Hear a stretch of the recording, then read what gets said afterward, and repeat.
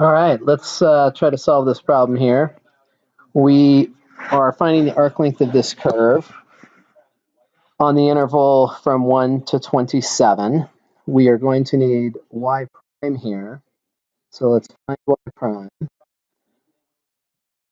The derivative here, 4/3 times 3/4 is 1. So we're going to have x to the 1/3 minus, let's see, we're going to have 6 over 24, which is 1/4. X to the minus 1/3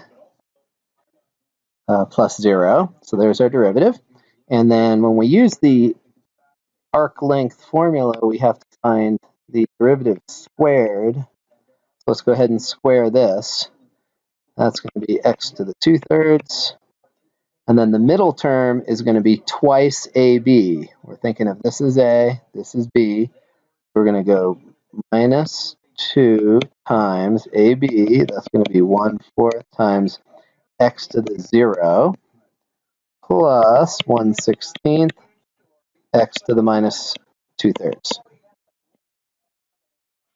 Simplifying this gives x to the 2/3 minus 1/2 plus 1/16 x to the minus 2/3.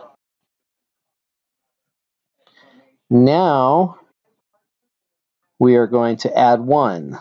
So we have our y prime squared plus 1. All that's going to do is add a 1 to the middle term here. We're going to leave the order the same. It's going to create another perfect square trinomial. All we're going to have is a different sign in the factorization. So this will factor into almost this identically. This is where what we squared originally. The only difference is going to be that we will have x to the 1/3 plus 1/4 x to the minus 1/3. Double check this. X to the 1/3 squared is x to the 2/3. This last term squared will be 1/16 x to the negative 2/3. The middle term right here is going to be a times b times 2. X to the 1/3 times x to the minus 1/3 is x to the 0, which is 1. And then 2 times 1/4 is 1/2. All right, there we go. Squared.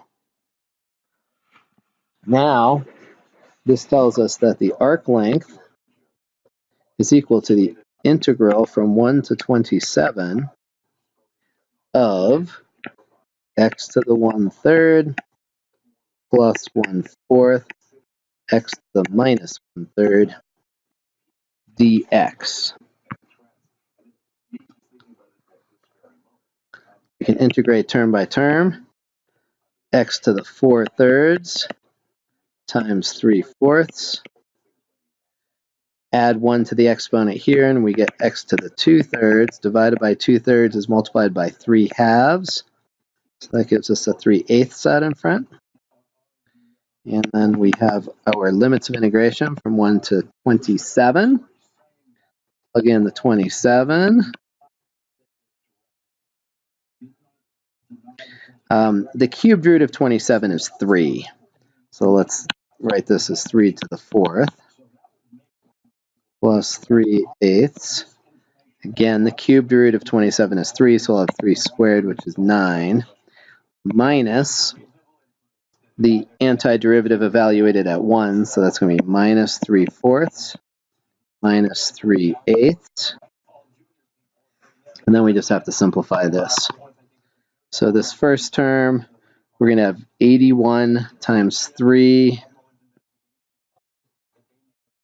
divided by 4. Let's see. And then 27 divided by 8 minus, I'm going to combine these two right now. Multiply top and bottom by 2 here, so we have minus 6, so we have minus 9/8.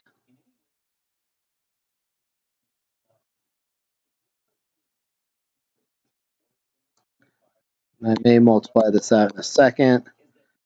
We're going to multiply top and bottom here by 2 to get a common denominator of 8. 27 minus 9.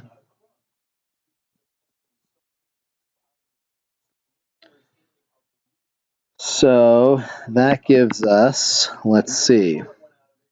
I need to come over here and do some quick math on the side, I think.